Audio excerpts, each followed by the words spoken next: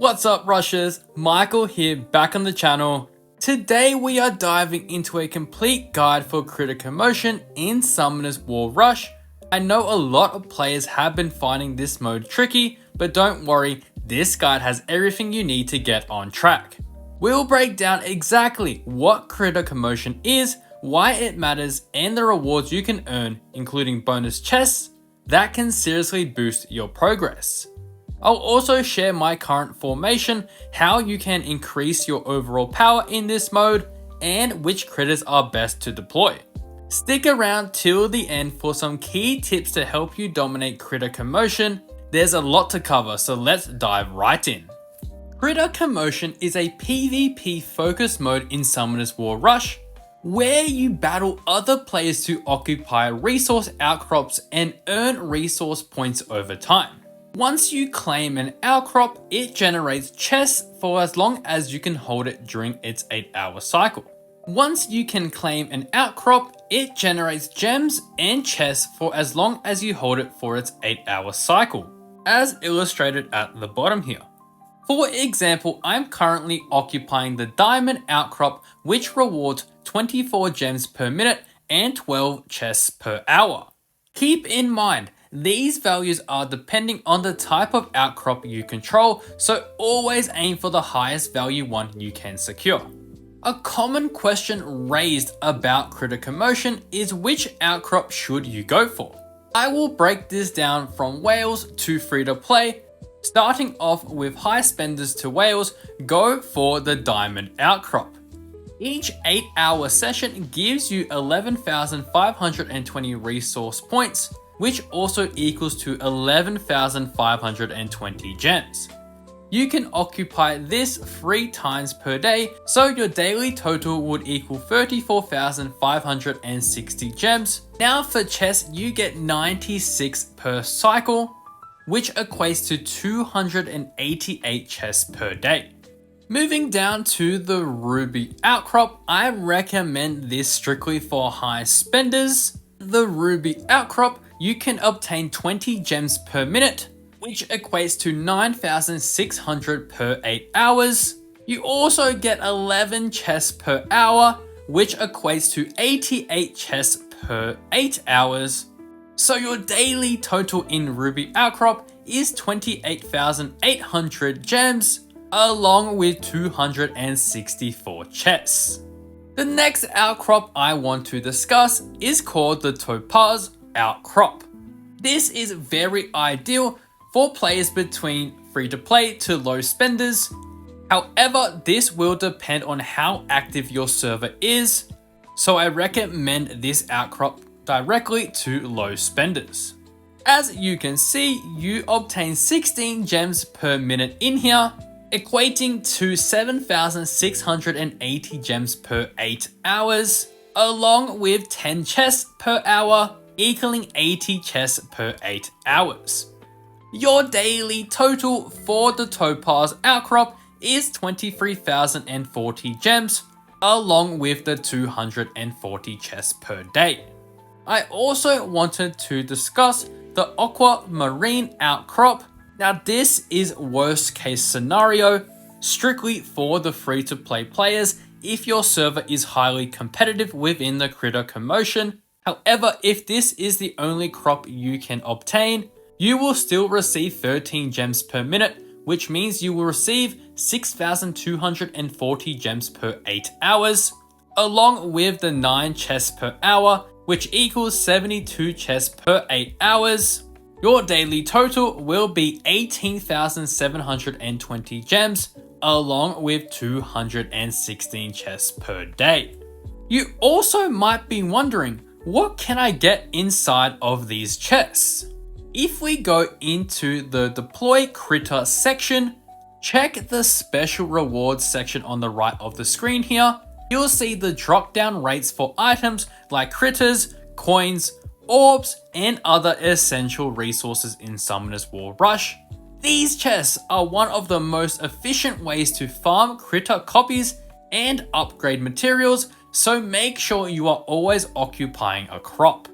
Another question that can be raised is where should you spend your gems that you get from the Critter Commotion, you can use these gems to upgrade accessories for your key heroes.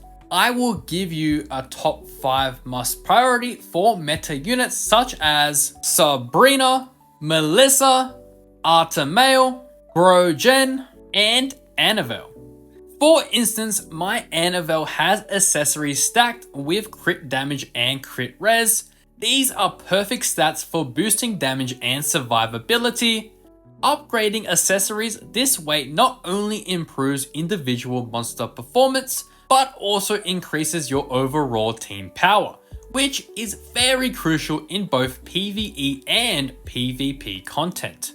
Now that you've got a clear understanding of which outcrops to target, what rewards to aim for, and how to use your gems, let's move on to the next section.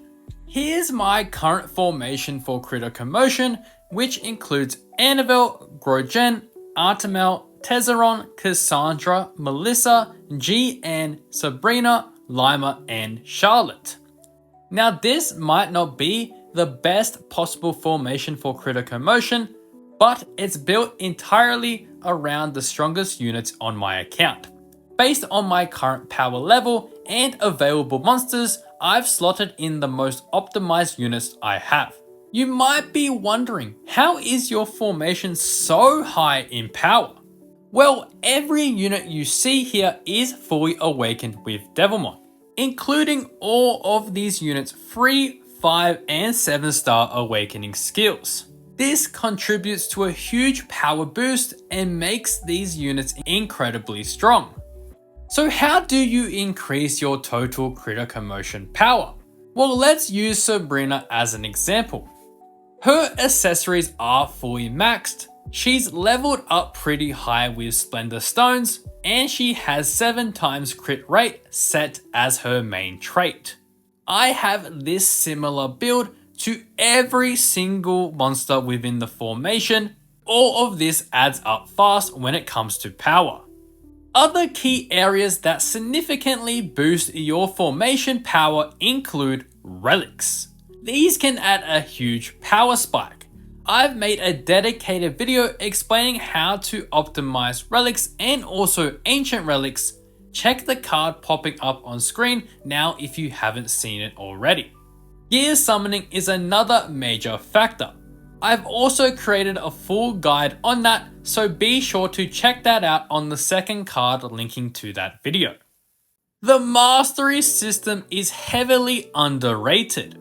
Investing in masteries over time gives your monsters solid stat gains, so making sure you're coming in here and leveling this up every day will attribute to a very high power spike. Don't forget on the training area, just like masteries, the benefits build over time and contribute directly to your power. Once you start focusing on these areas, awakenings, accessories, gear, relics, masteries, and your training level, you'll see your total power skyrocket, especially in Critter Commotion. Now let's talk about which critters you should be deploying in Critter Commotion. Critters play a crucial role in Summoner's War Rush, providing powerful account-wide stat bonuses. The best part? These bonuses activate even if the critters aren't deployed in battle. Just owning and leveling these critters is enough to benefit your entire team. At the moment, Llama is hands down the most valuable critter in the game. I highly recommend you invest in him and star him up as much as possible. Why? Because he grants 2 of the best stats in the game, that being crit damage and crit res. Both of these stats are essential for increasing your team's damage output and survivability. The higher his star level, the higher the percentage boost you'll get from those stats.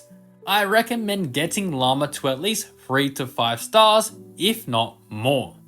Once you've built up Llama, shift your focus to other impactful critters like Mini Naraka and Golden Stingray. Aim to get each of them to 3 stars, then repeat the process for the rest of the available critters. Personally, I'm working on getting my Llama to 6 stars. followed by my mini Naraka to 5 stars, then gradually upgrading the rest of my critters to 3 stars one by one.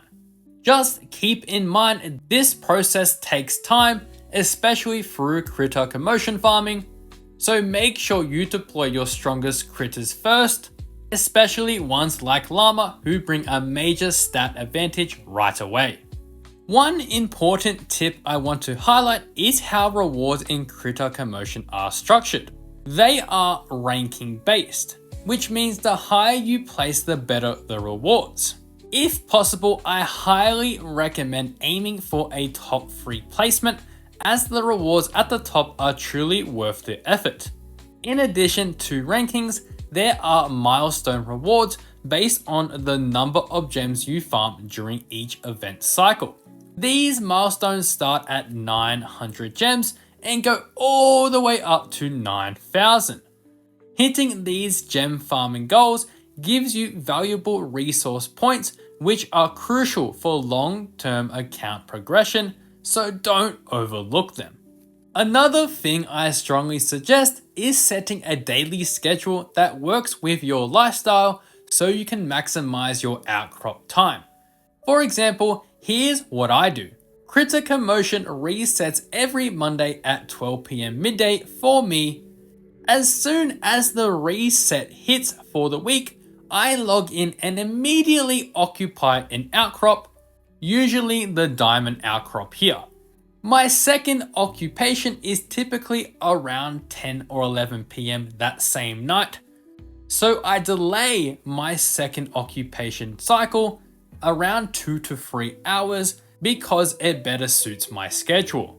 Then my third occupation happens early the next morning around 5 or 6 AM. This rotation sets me up for the rest of the week, shifting the midday slot slightly each day around 2 to 3 PM, and I simply repeat the cycle for the rest of the week. This rotation sets me up for the rest of the week. As we mentioned, my third cycle starting it from around 5 or 6 AM, this will now shift the midday slot to around 2 to 3 PM for me. Then I simply repeat the cycle following the 3 occupation times that I listed.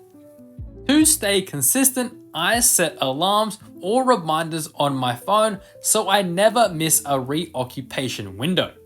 The game will notify you if your Critter Commotion period has ended. However, I would not rely on this, so I would set an additional reminder at least. If you are serious about Critter Commotion and want to maximize your rewards, I definitely recommend doing something similar. It does take a lot of commitment, but by sticking to a schedule that fits your routine and always claiming a crop as soon as a cycle resets, you'll be in a much better position to climb the rankings and earn those top tier rewards. And that wraps up today's video, my complete guide to the Critter Commotion mode in Summoner's War Rush. I hope this helped clear things up and gave you a solid strategy to work with. If you enjoyed the video, don't forget to like and subscribe and drop a comment below letting me know what content you'd like to see next. Whether it's guides, tier lists, team builds or anything else, let me know in the comments. Thanks so much for watching, and as always, I'll catch you all in the next one.